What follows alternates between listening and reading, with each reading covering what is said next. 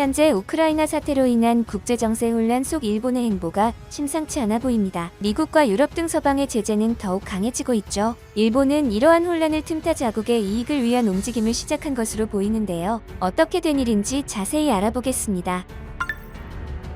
구독과 좋아요 한 번씩 부탁드립니다. 일본 최대 자동차 회사 토요타 자동차가 1일 일본 내 모든 자사 공장 가동을 전면 중단했습니다. 주요 부품 납품 업체가 사이버 공격 대상이 되면서 부품을 조달받기 어려워진 탓인데요. NHK 등 일본 언론에 따르면 토요타 자동차는 28일 밤 일본 내 공장 14곳의 생산 작업을 중단한다고 발표했습니다. 이날 하루 동안의 조치로 생산의 차질을 빚는 차량만 1만 3천 대에 달할 전망인데요. 이는 일본 자동차 월 생산량의 5%에 달하는 숫자입니다. 이로써 세계 최대 완성차 회사인 토요타 자동차의 자국 공장이 모두 멈춰서는 사태가 발생하자 일본 제조업 전체가 떨기 시작했습니다. 왜냐하면 토요타의 공장 중단 사태 원인이 인테리어, 외장 부품 조달처 중 하나인 고지마 프레스 공업의 시스템 장애이기 때문인데요. 일본 제조업의 공급망 체계가 강력한 사이버 보안 체계를 갖춘 대기업 대신 협력업체를 노리는 수법의 속수무책일 수 있기 때문입니다. 고지마 프레스 공업은 금속, 플라스틱, 전자부품을 생산하는 토요타의 1차 협력업체입니다. 일본 경제산업성은 사이버 공격이 원인일 가능성을 놓고 조사를 시작했으며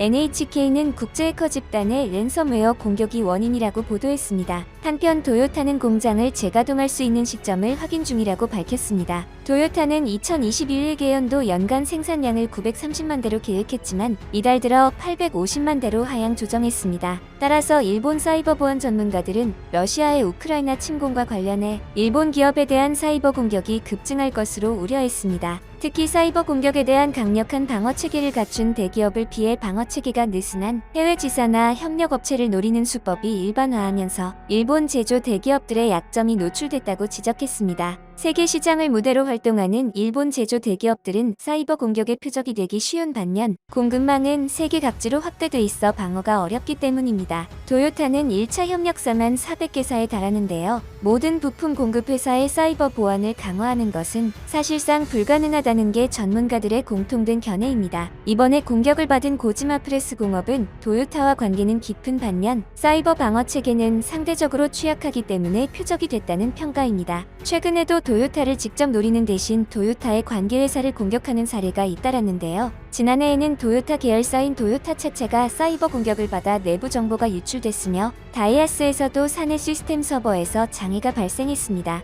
한편 일본 내부에서는 이번 사이버 공격이 러시아의 소행이라는 주장과 함께 일각에서는 한국의 행동이라는 관측이 나오고 있는데요. 러시아가 상황이 불리해지자 일본으로 눈을 돌린 것 아니냐는 것과 일본과 라이벌 관계인 한국이 전 세계적 혼란을 틈타 공격한 것 아니냐는 것이 그것입니다. 하지만 이번 토요타 공장 폐쇄는 사이버 공격이 주된 이유가 아니고 반도체 부족이 주된 원인이었습니다. 원래 심각했던 반도체 부족은 이번 우크라이나 사태로 더욱 심화되고 있습니다. 러시아와 우크라이나가 미국 반도체 제조 시설에 공급하는 핵심 소재인 네온가스와 팔라듐 주 생산국이기 때문입니다. 미국 경제 전문 매체 CNBC는 정보통신과 자동차 등 산업계 전반에 1년 넘게 큰 부담을 주고 있는 반도체 부족 문제가 우크라이나 전쟁으로 악화가 불가피해졌다고 보도했습니다. 특히 네온 생산의 경우 러시아와 우크라이나 합작으로 이루어져 대체물을 찾아야 한다는 게 관계자들의 설명입니다. 그리고 네온 가스만 문제가 되는 것이 아닌데요. 반도체 생산 핵심 소재인 팔라듐 역시 공급 차질 위험이 높아지고 있습니다. 태챗에 따르면 러시아는 남아프리카 공화국과 함께 세계 주요 팔라듐 생산국이며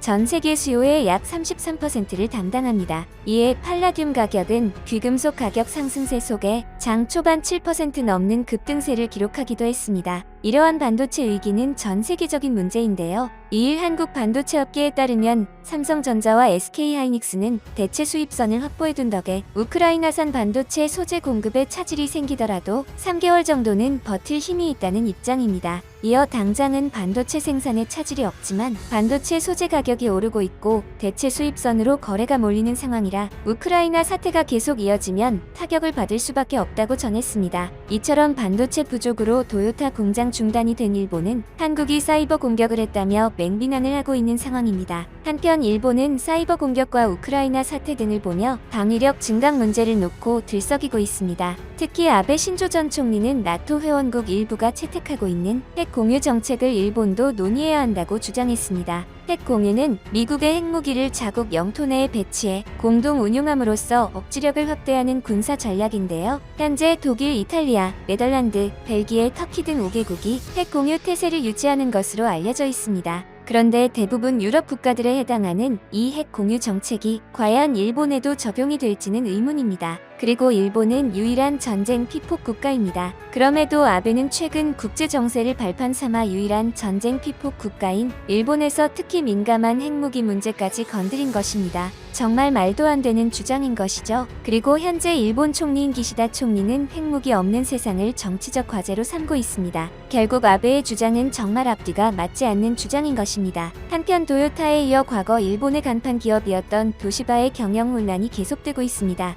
도시바는 1일 임시 이사회를 열어 스나가와 사토시 사장과 하타자와 마모루 부사장의 퇴임을 결정하고 새 사장에는 시마다 다로 상무가 선임됐는데요. 지난해 4월 당시 구루마타니 노부아키가 사장이 도시바 매각 추진에 나섰다가 주주들의 반발을 사면서 사임한 지 1년 만에 다시 경영진 교체가 이뤄진 것입니다. 이처럼 현재 일본을 대표하던 대기업들이 하나둘 쇠퇴하고 전범 국가이면서 핵무장을 주장하는 어이없는 상황이 계속되고 있습니다. 앞서 일본이 쇠퇴하게 된 다양한 분석이 이뤄지는 가운데 가야 게이이치가 일본인과 일본 사회 특유의 심술궂고 관용 없는 분위기가 현재와 같은 결과를 초래했다고 주장하는 책을 출간해 파장이 일고 있습니다. 저자는 일본은 30년간 실질임금이 한 푼도 안 올랐다고 해도 과언이 아닐 정도로 소득이 정체되고 선진국 중 유일하게 소비주도 성장 달성에 실패했다며 이렇게 된 가장 큰 이유는 타인에 대한 비방 중상과 공격으로 대표되는 일본 특유의 사회 풍조에 있다고 지적했습니다. 그는 경제 침체의 근본 원인은 극도로 부정적인 사고의 국민성에 있다며 배려, 인연 중시라는 이미지와는 달리 실제로는 시기하고 의심하는 마음이 강해 남의 발목을 잡으려는 숨은 국민 본성이 잃어버린 30년에서 확연히 드러났다고 했습니다. 그는 1990년대 들어 신흥국 출현과 정보기술 등 테크놀로지 진화에 따라 새로운 경제 산업 구조로의 대전환이 필요해졌지만 일본 사회에 깊게 뿌리박힌 심술궂은 분위기가 이를 막았다고 주장했습니다. 과거의 성공만 믿고 자만하고 겸허함을 잃었다. 지금도 일본이 기술대국이라고 믿는 사람이 적지 않다. 그러나 실제로는 반도체, 액정 패널 등 제조업은 쇠퇴했고 정보화의 진전이 주요국 중 가장 늦은 IT 후진국이 돼버렸다. 산업구조와 노동력의 패러다임 변화가 일어나자 나만 손해보는 것 아닌가, 나는 하고 싶지 않다 등 변화를 싫어하는 분위기가 나타나면서 결국 아무것도 바꾸지 못하고 30년이 지나가 버렸다. 그는 끝으로 경제 성장이 정체된 가운데 격차와 불관용의 분위기가 확산된 지금 일본은 자만심 때문에 현실을 잘못 인식하고 패전이라는 끔찍한 결과를 초래했던 태평양 전쟁 이전의 일본과 같은 길을 걷고 있는 것처럼 보인다고 개탄했습니다.